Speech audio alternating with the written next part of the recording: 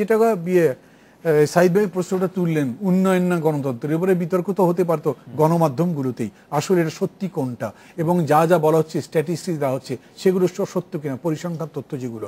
আর তারপরে তারা একেবারে সাম্প্রতিক কালে আমি তো মনে করি জাতীয় সংলাপ নিয়েই টেলিভিশনগুলো ইয়েগুলো অনেক লিখতে পারতো, বলতে পারতো, কিন্তু সেরকম করে আমি দেখছি না। কারণ হচ্ছে এক পক্ষ হচ্ছে হবেই না, তো ফলে এটা পথটা বন্ধ হয়ে গেছে। এবং তার বাইরে কিছু কিছু নিয়ন্ত্রণ অদৃশ্য, কিন্তু আমরা তো দেখি, আমরা তো পর্দার পেছনেও থাকি, ওগুলো যদি বন্ধ হতো তাহলে ভালো হতো। বেচে নাজমুল হুদা এক সময়কার তথ্যমন্ত্রী, আপনি কি বলবেন গণমাধ্যম? আমি মনে করি গণমাধ্যমগুলো এখন দায়িত্বশীল ভূমিকা পালন করা উচিত এবং সুযোগ আছে এটা পালন করার। করছে কিনা যদি আমি প্রশ্ন করি, এখন পর্যন্ত মনে হয় না সেভাবে তাদের দায়িত্বটা তারা পারে। এখন তারা সিম্পলি রিপোর্টিং সাইডে আছে, রিপোর্টিং এর বাইরেও তো অনেক কিছু আছে যেটা গণমাধ্যম করতে পারে। জনগণকে বিভিন্নভাবে তারা ইনফ্লুয়েন্স করতে পারে তাদের প্রচারের মধ্য দিয়ে। আমার মনে হয় না সে ধরনের কোনো উদ্যোগ কেউ গ্রহণ করেছে বা ভবিষ্যতে করবে বলে মনে হয় না। অধ্যাপক আবু সাঈদ, আপনি কি মনে করেন? আপনিও তথ্যমন্ত্রী দায়িত্ব পালন করেছেন। দেখেন, গণমাধ্যম আমরা বলি স্বাধীন, আসল স্বাধীনতা বলতে আমরা কি বুঝবো? স্বাধীনতার একটা পরিসীমা আছে, সেই পরিসীমা নিয়ে গণমাধ্যম যতটুকু করেছে বাংলাদেশের গণতন্ত্র উত্তরণের ক্ষেত্রে এবং প্রতিষ্ঠার ক্ষেত্রে অনেক দূর তারা নিয়ে গেছে।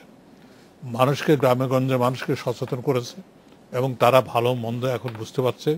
এবং এই গণমাধ্যম যদি আরও উদার এবং আরও বেশি প্রচারের ব্যবস্থা হতো, উন্মুক্ত প্রচারের, মুক্ত প্রচারের, মুক্ত চিন্তার প্রচার ব্যবস্থা হতো, তাহলে আমার দেশ শিক্ষিত হতো রাজনৈতিক ক্ষেত্রে, সামাজিক ক্ষেত্রে, অর্থনৈতিক ক্ষেত্রে, সর্বক্ষেত্রে। কিন্তু সেখানে যে লোকগুলো এই মুক্ত মনের, উদার মনের লোকগুলো সে কথা বলবে, তাদের সে নৈতিক সাহস নাই। আর গণমাধ্যমগুলো সেই সাহস দেখে যে এগুলো করবে, সেটাও তারা সেই মানসিকতা হারিয়ে ফেলেছে। মানে ভাই, আপনার কাছ থেকে মানে আমার একটি দাবি ছিল যে আমরা খুব খারাপ একটি সময়ের মধ্যে পার করছি, আপনার কাছ থেকে শুভ কোনো কিছু শোনার আশা আমার ছিল। কিন্তু একজন দর্শক তিনি একই প্রশ্ন আসলে অনেকবার করছেন যে মান্না ভাই, আপনি এইসব বোমাবাজি সমর্থন করলেন, সারপ্রাইজিং।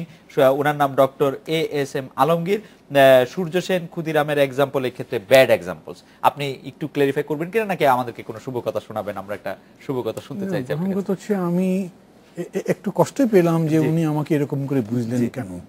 আমি বোমাবাজি সমর্থন করিনি কোনো সময়। আপনি বলেছেন যে এটা আমাদের ভিতরে ঢুকে গেছে। না, কিন্তু আমি বলছি ক্ষুদিরামের বা ধরেন যে সেই সময়ের যে অনুশীলন, যুগান্তরের আন্দোলন আমরা সমর্থন করি না, সেটার সঙ্গে আমি বলছি এটা আমাদের মাথার মধ্যে আছে।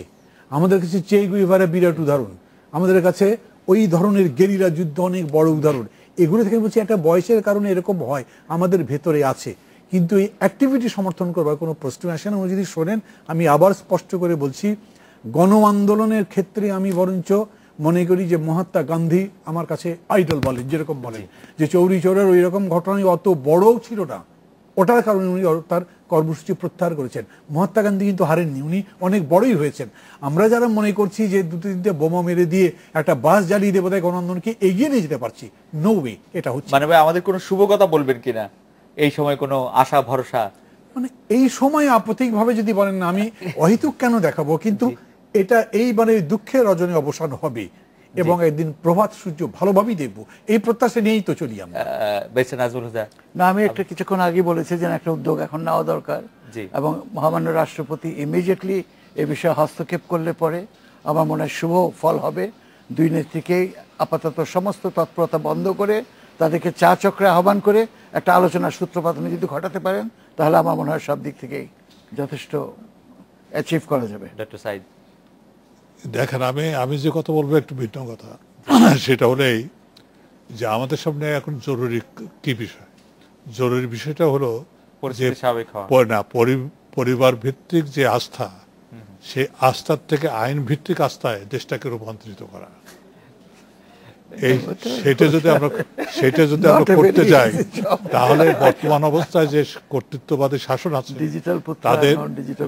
কর্তৃত্ববাদী শাসন আছে, তাদের মুখোশ যেভাবে উন্মোচিত হচ্ছে সরকার এবং বিরোধী দলের, তার থেকে মানুষ অনেক বেশি শিক্ষিত হচ্ছে, এগিয়ে যাচ্ছে এবং আমরা নতুন সূর্যের প্রত্যাশায় আমরা আছি। ডক্টর আবু সাঈদ, ব্যারিস্টার নাজমুল হুদা, জনাব মাহমুদুর রহমান মান্না, প্রত্যেক দিন অনেক ধন্যবাদ। এই ছিল আজকের বাংলাদেশে। দেখা হচ্ছে আগামীকাল এই সময়। শুভরাত্রি।